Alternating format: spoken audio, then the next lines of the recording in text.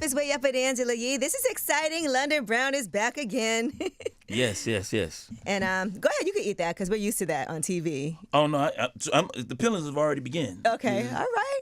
Well, listen, we're back at it. We're raising Kanan. Uncle Marvin is back at it. And, you know, aside from your own comedy career, which we'll talk about in a minute, which I love, and the White Tea Talk, which I always love to watch, I want to talk about what's happening for raising Kanan and just seeing some of the things that we are now finding out about Uncle Marvin, which it's kind of giving us some insight into who your character is little by little, you know? Yeah, as far as the show, well, first, thanks for having me. I appreciate having me again.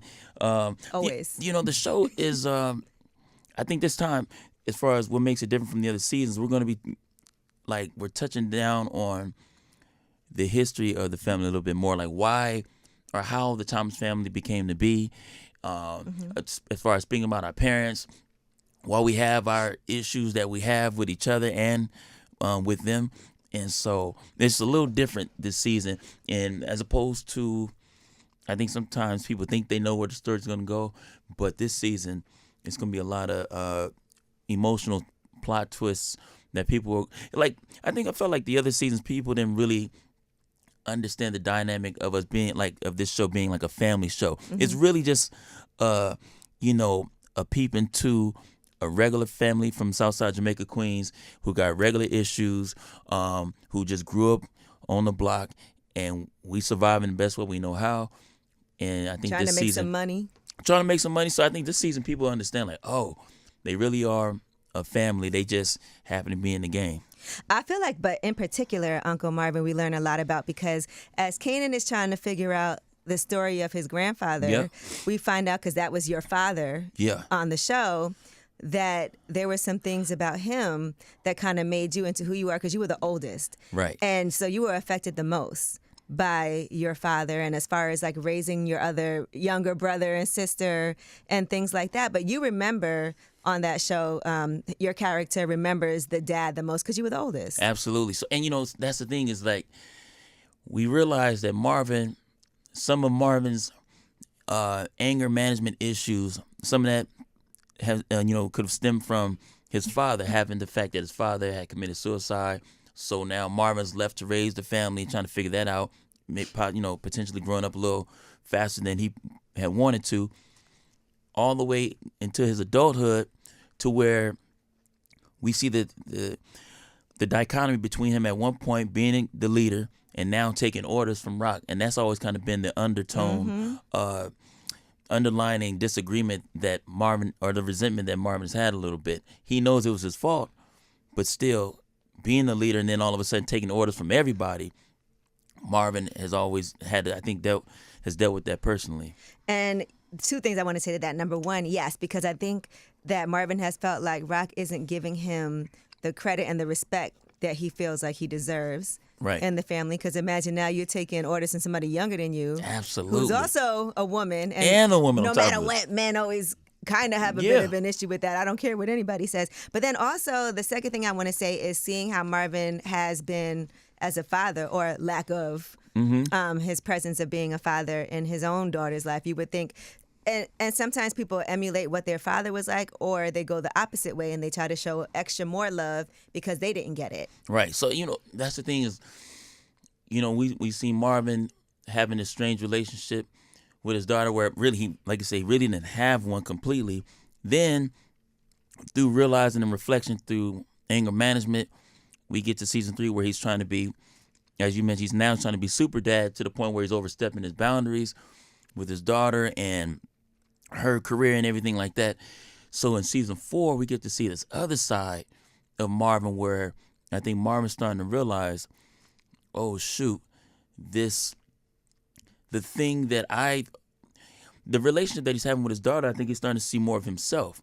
I got some responsibility to own in this while my daughter is kind of the way she is. But it took him a while to realize, he's starting to see himself, his characteristics within his daughter. So, which at some point is good and bad. Jukebox is really, she's strong and she will speak her mind and she will fight back.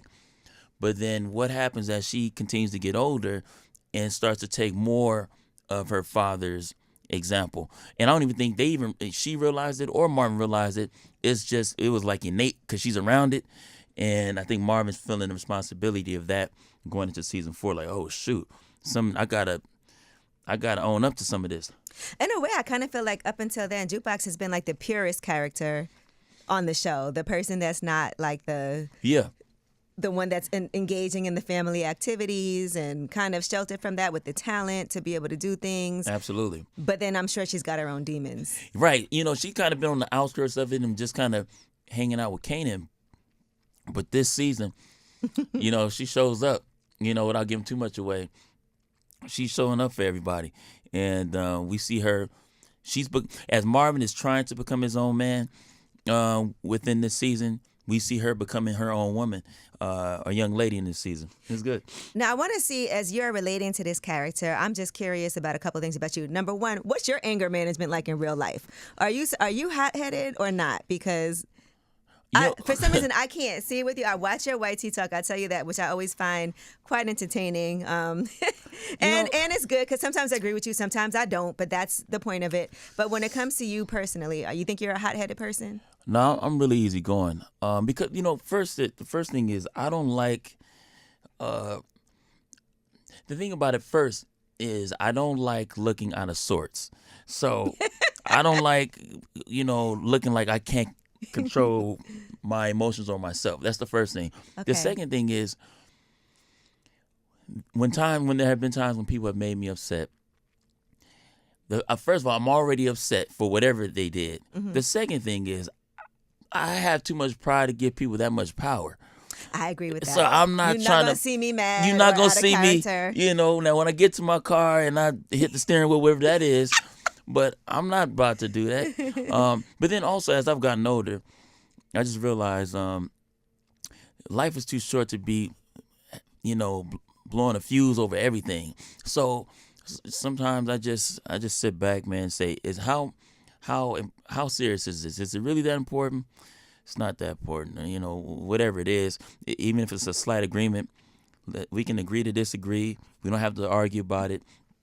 And if I'm not getting paid to fight, we need to be fighting them. Because when you get older, you can't recover from a fight like you can when you're 16. Right. You might really seriously. As an adult, you mess around, miss a few days of work.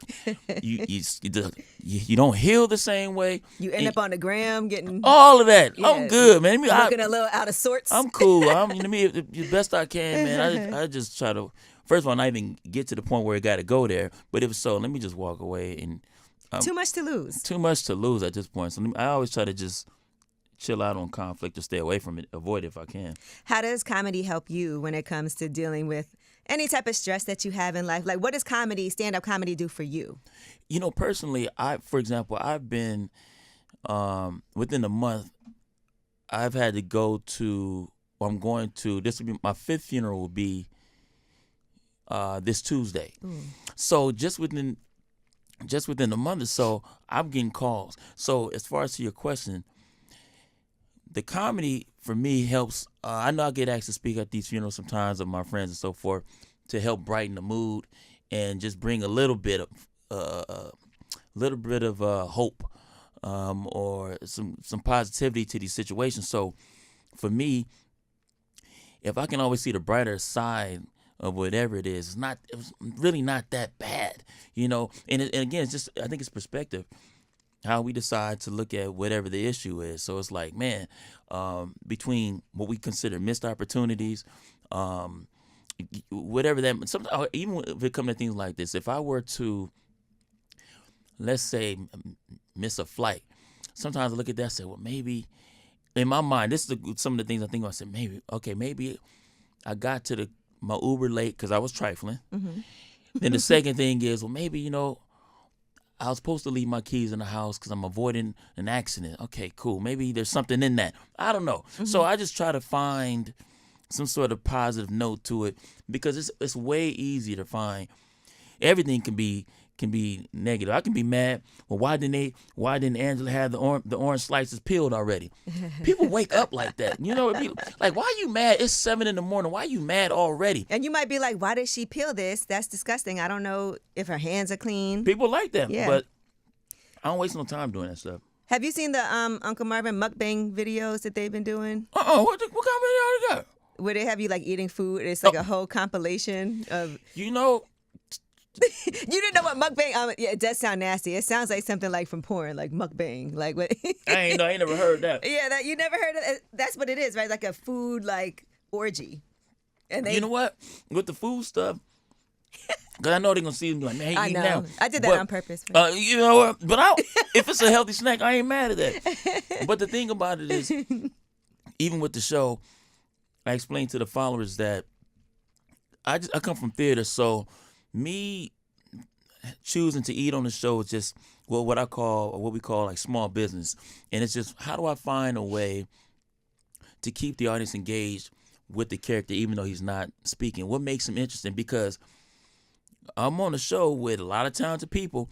It's a big show, a lot of moving parts as far as, big major scenes, guns, there's family stuff, it's cars, bigger names, Tony Danza, when appear. All these people. Oh, yes. I got to find a way. How do I separate myself without saying, hey, everybody, look at me. I'm doing something. It just has to be nice and organic. And, you came up with that. snacking was just, one of those things. I'm like, well. And that's a cool. real thing. We all know somebody that's like always snacking on something. That's it, man. Yeah. So it's organic for me, and it works. And it's very New York. It's like bodega, because a lot of that is like stuff that's in the bodega that you Real grab. quick, yeah. And everybody, I think about growing up in New York, how everybody was always like getting a bunch of stuff from the bodega. Like, you want anything from I'm going to the store. And that's kind of, it does feel like a real New York thing. Yeah, and it's, again, it's just one of those things where there's just another layer. There are a lot of different things that Marvin does. That just happens to be one of the popular ones, but Marvin's into a lot of different things. But that's one of the obvious ones. But there are a lot of emotional layers that's just as prevalent to who he is, like the food is. And it's interesting because when you were doing the anger management classes, we finally got to see a little love, type of thing, which I feel like he's not a womanizer either, right? Necessarily, he's not that, and even with it's like food is the passion. Food is one of those things, but even with the interest that the counselor eventually started to have for Marvin wasn't in Mac mode with her. He was just going, taking the classes. But there's something charming or endearing about Marvin that she was taking a liking to. I think it could have been the vulnerability. Like, Marvin wasn't in there, crying on her shoulders, but the fact that he was pretty just honest, right? And just, hey, I'm not the best father. These are my issues. I don't feel like being here, and I think that's something that that can be appreciated, or the character she could appreciate about Marvin, just his transparency.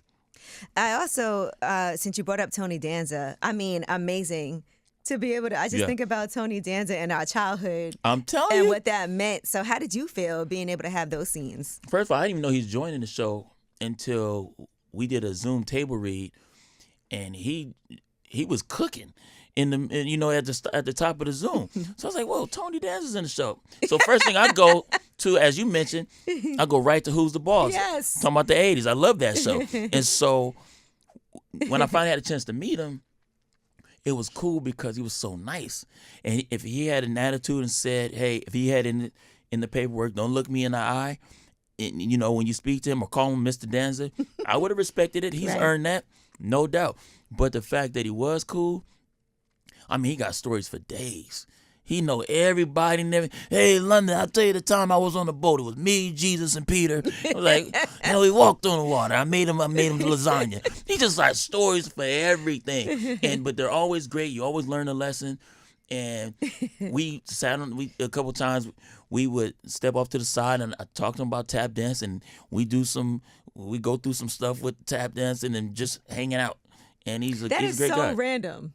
I know. Well, it's not. Well, I mean, that's just tell me about these tap dancing. Well, I used to tap dance. Right. So because of that, Tony and I obviously I know that he tap dances. So we would talk, and we would every now and again we go through a couple shuffle steps, and we would just do that in between that is takes. So funny. We need to see some video of that. That would be great. 'Cause he's cool. He's so we would just talk in between the takes, but he's so nice, and I just want to just listen to whatever he had to say. So the relationship that people see in the scenes between Marvin and Stefano is really also London and Tony just in a scene. The words are the dialogue, but it's really London and Tony just sitting there and chopping it up. So he was cool, man.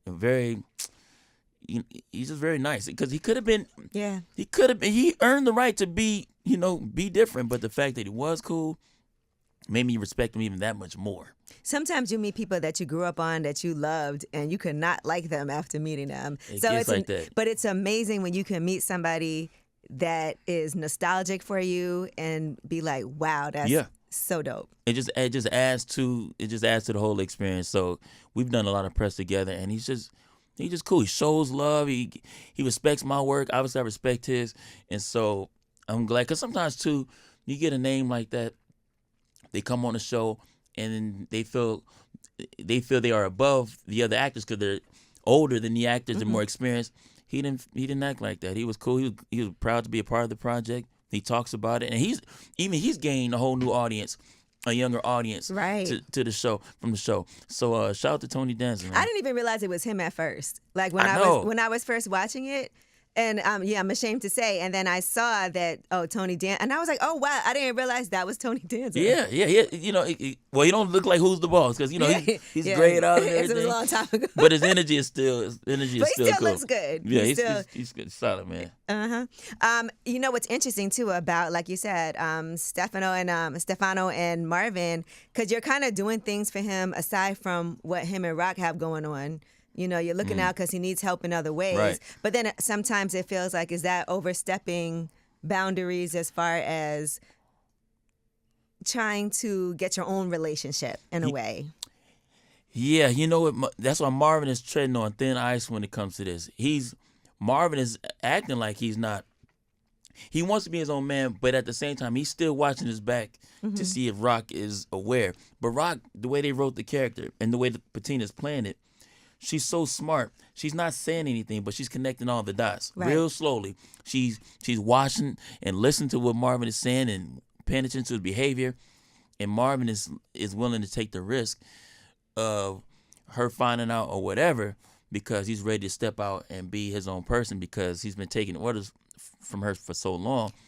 So it causes him to actually have a respect for Stefano because Stefano was like the first person to say, "Hey, yo, you did a good job with taking out whoever he took out." He acknowledges the fact that he appreciates his work. So that's something new for Marvin. Marvin's like, "Oh man, finally, I'm getting some respect around here. Somebody appreciate what I do." Now he leans in closer to hear what Stefano has to say. Oh, I wonder if you think Marvin's character is smart enough to go against his sister. Marvin ain't thinking he might be smart enough. He's just thinking about. He's just ready to go. So he's not. I don't even think he's thought about all the consequences. Right. But he's the just fact that yeah. But that's why sometimes you can't be a leader, right? Like he is the hothead, and he is the one that is gonna just go, "What you need me to do?" and handle it, and that's important. But it's different. It's a different role. It's a different role. In life, sometimes it takes us maxing out or getting fed up. When we get tired of something enough, then we make changes. And I think that's what Marvin is. He just was fed up. He's done. And it's like, yo, I'm whatever happens. Let's go. As Raising Kanan is back, I also want to say I was kind of disappointed that Rock didn't keep Unique's baby. You know that I was like, they have a little gangster baby. You know what I'm saying? Like her. That would have been a whole other. Can you imagine? That would have been a spinoff. Wow, the unique Rock. That would have been some wow right there. See, that's a whole other. And I want to say, I knew he wasn't. When I was watching the last season, I knew he wasn't dead. I just knew it because I was like, they never found the body, and I know whenever that happens on a show, that means that person's still alive. This show, the fans. I mean, the writers are so good. They always leave the fans not knowing quite. Yeah. They write it in a way to where, first of all, after each episode, you don't really. It's almost a cliffhanger, so they set it up that way, and then just when you think you understand the story, somebody get killed off or somebody gets introduced. So I like the fact that we think we have a handle on these characters, but sometimes we don't because the writers are just they're good for the suspense. But every now and again, we get somebody like a detective like yourself, and you be like, I mean, I "Dang, just also because I didn't want him to be. You know how Right, you're right, like, right. no, they didn't find his body, so I think he's still alive. And the other thing that's interesting to me is like with Rock. Originally, she really did not want Kanan to be involved in that lifestyle, but now he is just messed up for life. There's just Oh, yeah. no going back, and she's responsible for that. she's responsible for that." I think his uncle plays a part in Yeah, that. all of y'all. We all do. So and it's one of those things where it's like, but as the show continues, we all I think at some point we say, "Yo," because at first we was like, okay, it was kind of one of those things where we was like, all right, since you want to do this, I got a little task for you, but that's it. But then it got to a point where he started moving before the horse. We like, yeah, yo, whoa, hold on. But by that time, Kanan's already spiraling out of control. To the point where I think at the end of the last season, Kanan said something slick after jukebox performance. He said something, he popped off at his mom's. And I'm like, Marvin's like, yo, you gonna let this? Yeah. What you want? You want me? If you don't want, I can pull out the belt. So, but by that point, Kanan is becoming his own person, which is that's really cool to see within the shows. Like, because I remember season 1, everybody was like, we're not getting the Kanan vibes. We know, we telling the story. You don't become Kanan overnight. You gotta Right. grow and experience life. But by this season, man, oh man, he's disrespectful.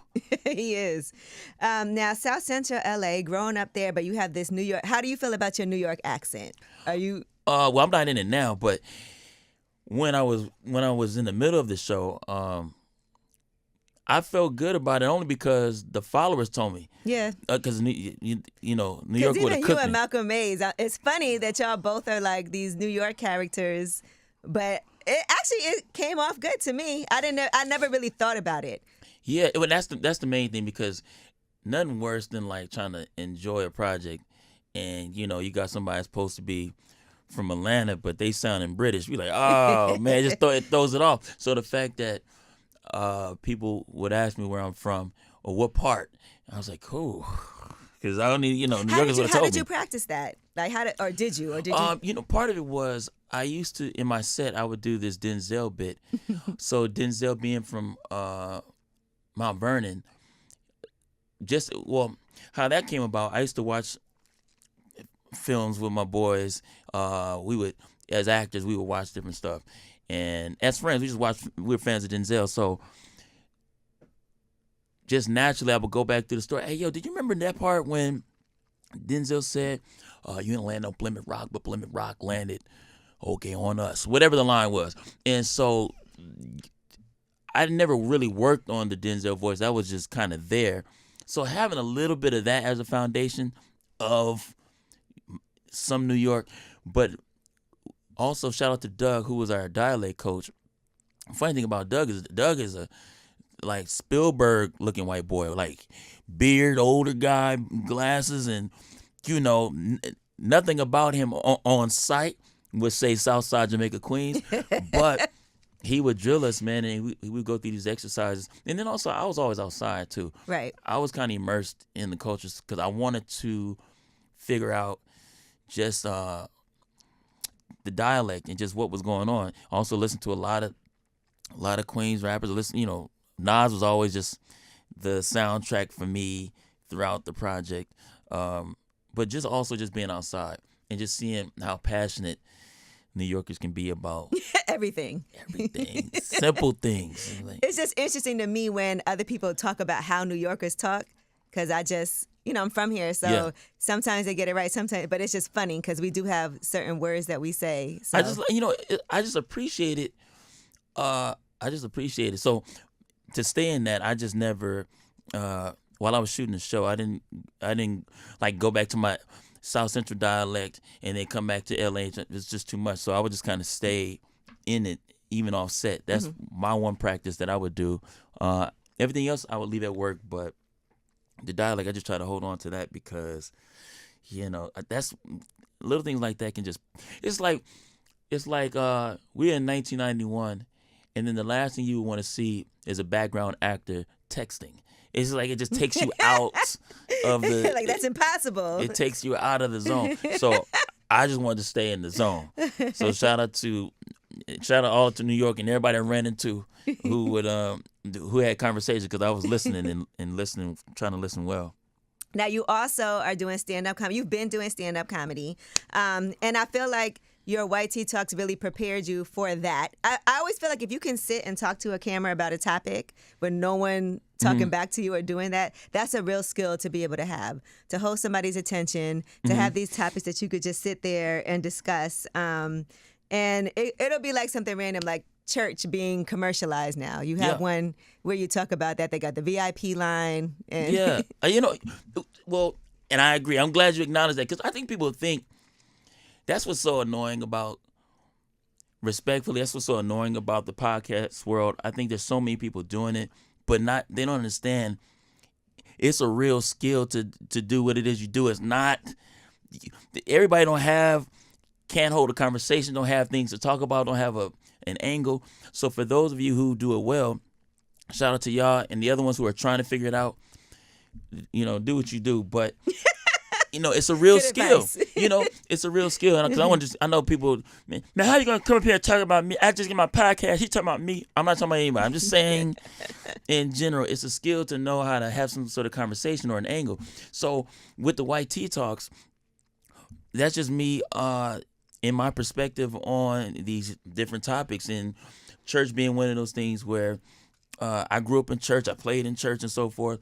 But I feel like today we're just at a time where I'm a little old school in the sense of sometimes I'm not necessarily trying to hear a bunch of opinions about stuff when it comes to spiritual guidance. Just like, just give me the truth and let me figure it out from there, as opposed to you trying to dazzle it or communicate with me. So for example, let's say I go to a church and the pastor see me in the church, and God is doing something special. He's raising everybody, even Kanan. I'm like, don't do that.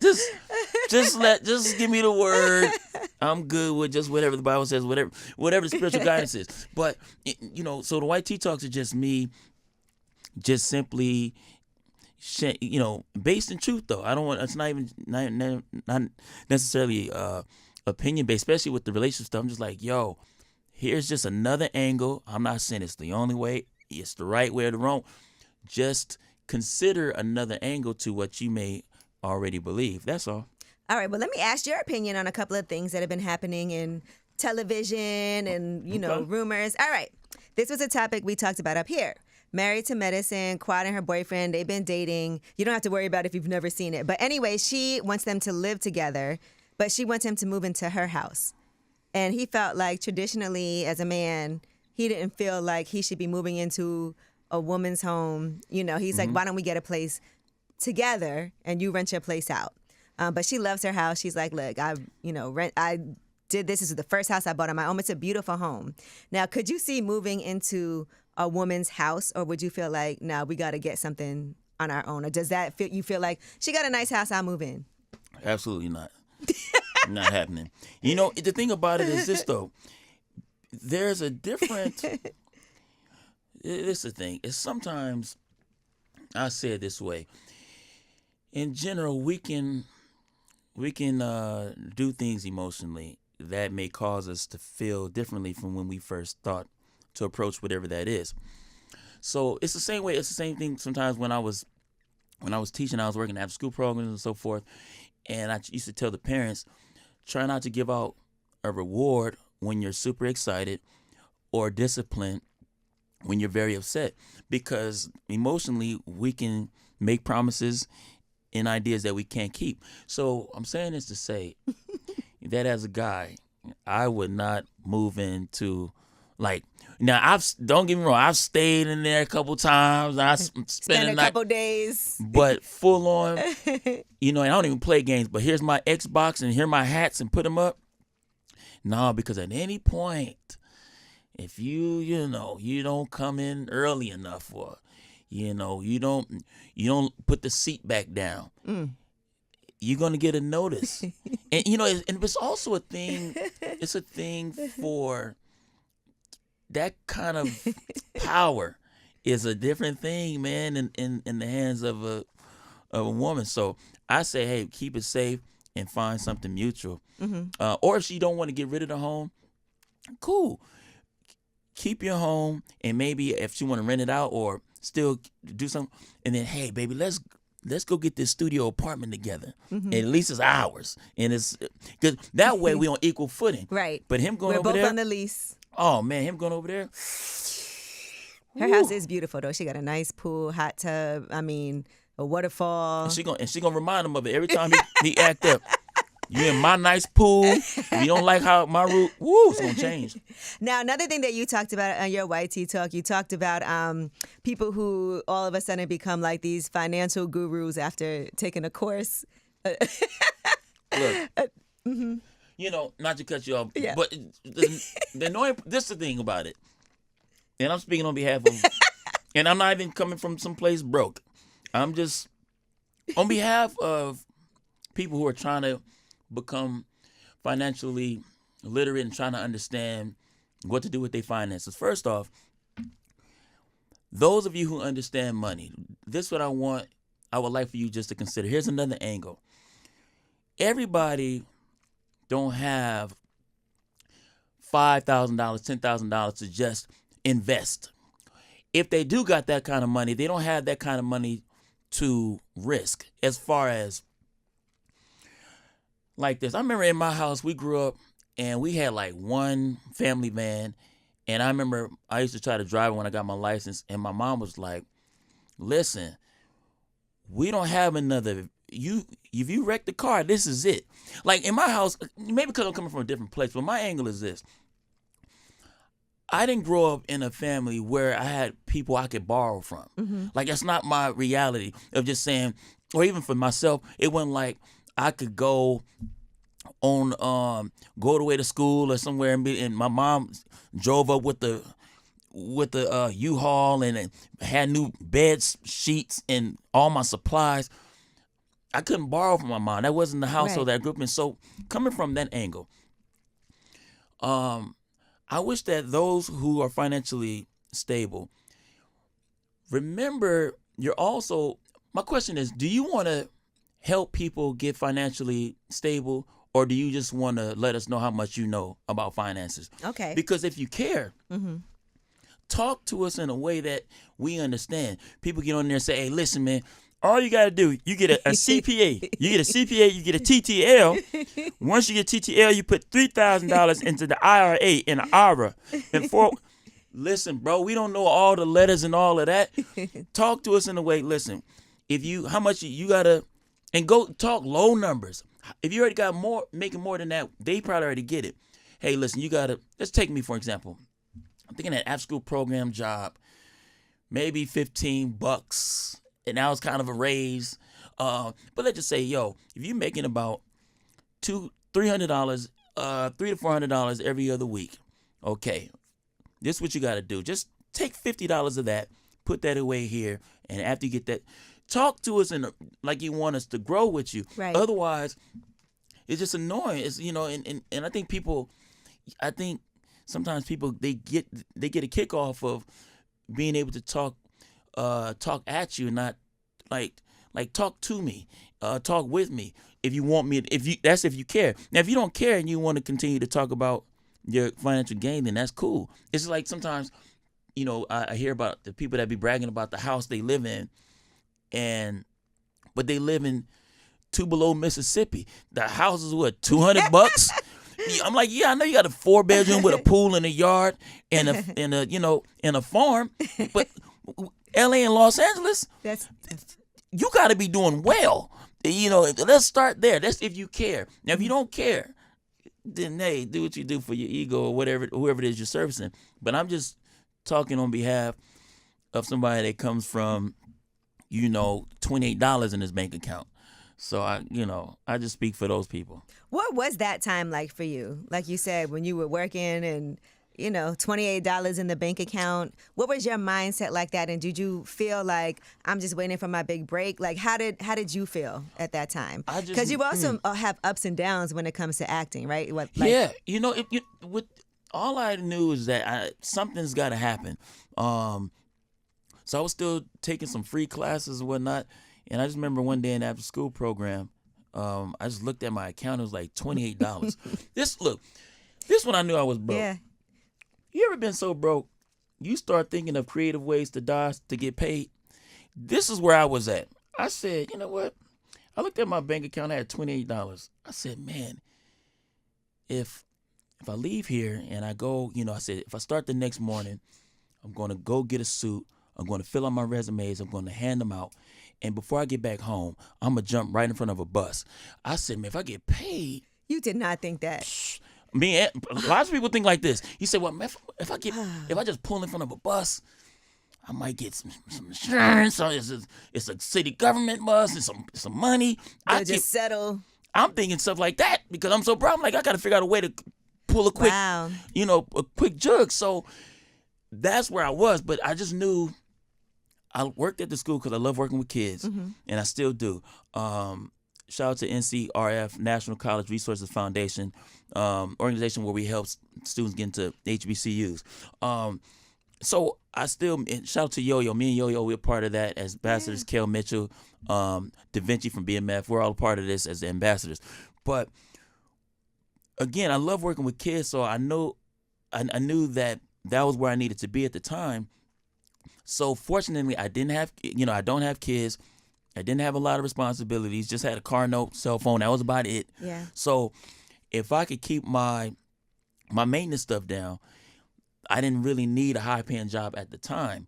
But I just was like, I got to stay focused. And that was all I was on. And let me work these open mics, comedy clubs, until something happened. I didn't know. I just knew I was enjoying what I was doing.